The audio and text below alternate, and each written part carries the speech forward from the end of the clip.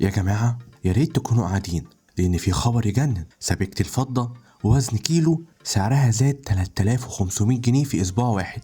يعني إذا كنتوا فاكرين إنكم مش محتاجين الفضة يبقى أنتم لسه ما شفتوش حاجة. استعدوا، لأن أنا هتكلم عن إزاي الفضة ممكن تتحول لعملة سايلة والناس تستثمر فيها وكأنها حتة كبدة في محلات الكبدة. يلا بينا نغوص في عالم الفضة مع نقيب الجواهرجية جورج ميشيل، ونشوف حكاية الأرقام اللي هتخليكم تشتروا كميات فضة أكتر من اللي عندكم في البيت. ما تنسوش طبعا الأول إن تتصلوا على النبي عليه الصلاة والسلام. أهلا وسهلا بكل المشاهدين في فيديو جديد. فيديو النهاردة أكلمكم عن موضوع شاغل بال ناس كتير، وهو ارتفاع أسعار سبيكة الفضة.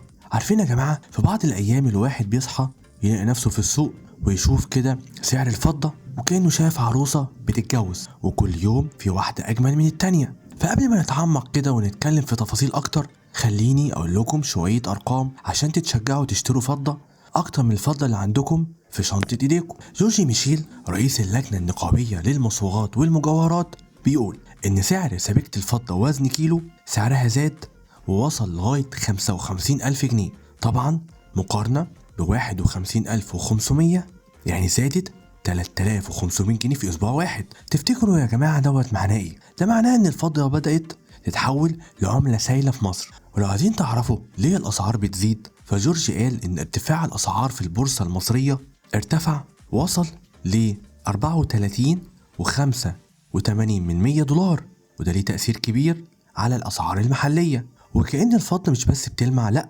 كمان بتعمل زحمة في البورصة. طبعا مش عايزين ننسى العوامل السياسية والاقتصادية اللي بتحرك السوق. الفيدرالي الأمريكي قاعد يلعب لعبة كورة كده بإنه يخفض في أسعار الفايدة، والناس في الشرق الأوسط مش مطمنة. يعني كل واحد قاعد يقول لنفسه أنا اشتري فضة ولا استثمر أحسن في كيلو ذهب. وطبعا من واضح إن الفضة هي اللي هتكسب حتى لو كانت في صينية أكل. جورج ميشيل عنده توقعات خطيرة، بيقول إن سبيكة الفضة ممكن توصل ل60,000 جنيه تقريبا. يعني لو عندك فضة أنت مش محتاج تفكر، بس خليك مستني. طبعا بينصح الناس بعدم البيع إلا في حالات الضرورة القصوى، وكأن الفضة بقت هي الأم الحنينة اللي مش عايزين نتخلى عنها.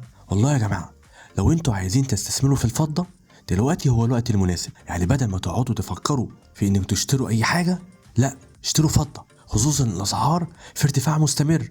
وكأن الفضة بتناديكم وتقول لكم يا جماعة انا هنا، تعالوا اشتروني. اعرف واحد صاحبي اشترى فضة قبل ما الاسعار تطلع، والنهارده قاعد يحكي لاصحابه عن الحظ اللي جاله.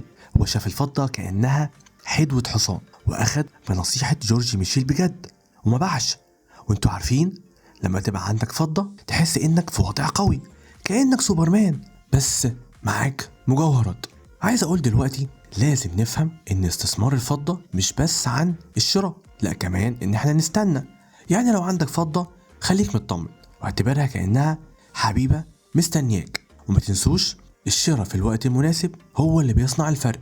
يلا شوفوا الفضة في السوق، وما تنسوش تشتركوا في القناة وتفعلوا الجرس علشان يوصل لكم كل جديد. أخيرا حظ سعيد لكل الناس في عالم الاستثمار. هسيب لكم فيديو برضو تتفرجوا عليه دلوقتي، أكيد هيعجبكم ولازم تتفرجوا عليه.